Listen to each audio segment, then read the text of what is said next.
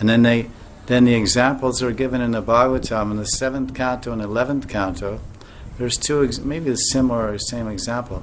Example is called metamorphosis. Metamorphosis. Morph means form, and meta means change. We see in our own world, in our own life experience, there's something called a what do you call it? A worm, caterpillar. You know, worm, creamy, Yeah. and then it turns into a butterfly.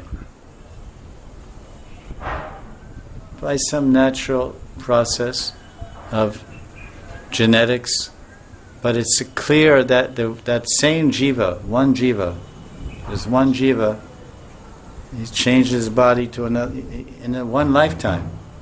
We're one jiva, we die, give up this body, and then we move to another body.